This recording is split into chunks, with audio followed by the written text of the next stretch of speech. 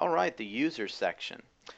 Users are basically anybody that's going to interact with your blog that's above a guest. A guest basically can just go into your blog and leave without ever contributing anything.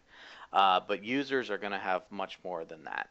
You're going to have users at multiple different levels. Most of them are going to be at a subscriber level, which basically that they can read and then comment as well.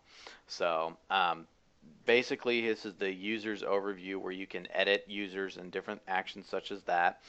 You kind of probably already get a feel of as to what this section, how it's pretty much laid out, because it's laid out very similar to pages and posts and all those other things. So you pretty much will get a quick grasp of exactly what this is. In order to add a new user, if you don't have users that can currently register themselves, which is a feature in the settings that we'll go over later, basically you can add them manually. So you can go under here under the users in the navigation, go to add new, and you can fill out all their information. So your username, their first and last, all this general stuff that you want to put in here. You also want to send the user the password by email. You can do that if you want. You can have that option in there. And down here is probably the most important part of it, and that's the role.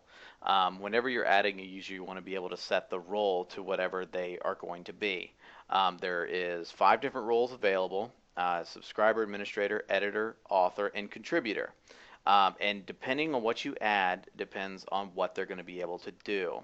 A subscriber and a contributor is only going to be able to do very, very limited things. A subscriber can only comment and read. A contributor is only going to be able to edit current posts and delete unpublished posts and very, very basic things. Basically, he's going to be able to help maintain some of the content but can't add any of his own. The author will be able to do all of that of contributor and subscriber, but also be able to publish posts, delete posts, and all those other things, basically, and also be able to upload media, such as photos, videos, files, things like that. And that's what an author can do.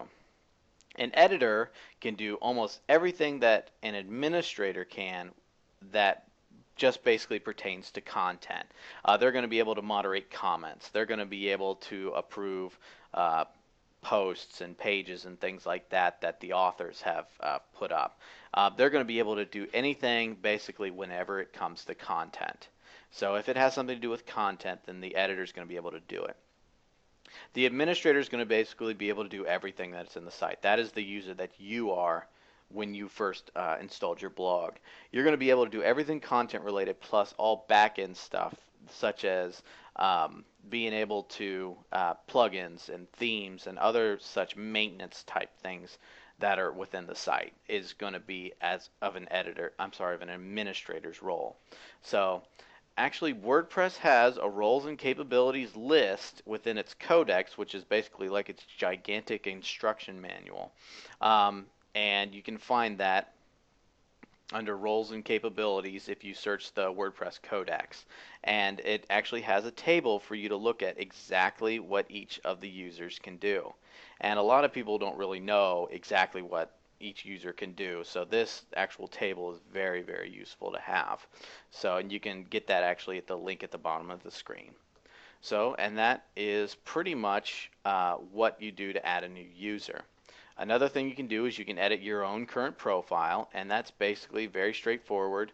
You can do certain things such as adjust the back-end styles of it, a couple of little quirky features with the editors, your name and your contact info and your biographical info. And some themes will actually show this bio here. So this is something that you may want to add onto your actual profile.